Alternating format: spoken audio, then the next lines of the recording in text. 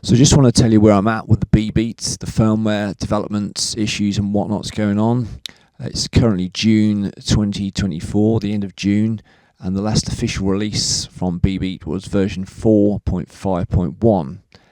Now there's a couple of issues in here, notably the videos are designed to load immediately, therefore you don't get your holding screen, and at the end of each video it queues up the next video track presenting frame 1 of the video on the screen, which in our case is often a blank screen, therefore losing the holding screen, aka the default image, which you probably heard me whinging and rattling on about in quite a few old videos.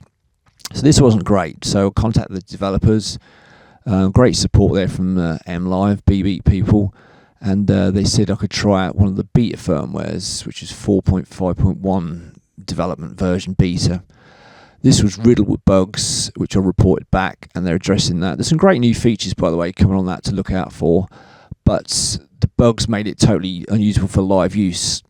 So then I had the tough decision. I've got to rewind the firmware, which is something not really encouraged in any operating system, I don't think, especially if it's making changes inside that we don't know about. But the developers told me it's okay to go back. I've got a couple of old versions I do keep on my system backup, and I found the last one that I was relatively happy with, which is 4.0.3. So installed that at the start of the week.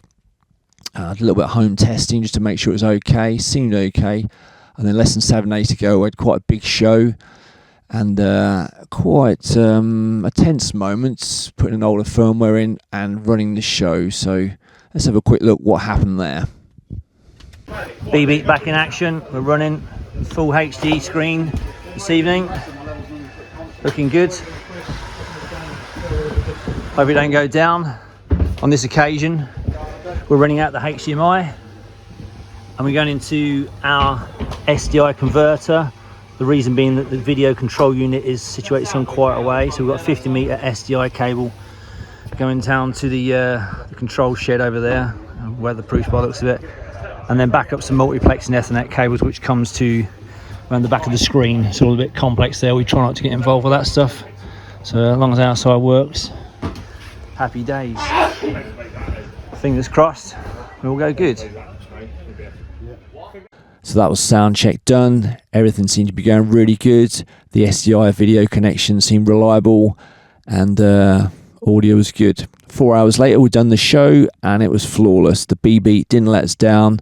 The older firmware held up, and everything was great. Rock solid performance from the video, from the audio, everything. A little bit unnerving when you're going on with an older firmware. The back of your mind, what's going to happen? What's the contingency plan? Which is a bit tricky when you're the musician that's performing on stage. You're not going to get a chance to probably fix it, and there's no tech support available at hand. But the b.beat was great. As a precautionary measure, we did reboot it about 20 minutes before we went on, though that's probably unnecessary. Maybe a case of paranoia there. But b.beat, solid as a rock, 4.0.3, no complaints as you've seen there. Check out some of the other videos, and I'll catch you soon.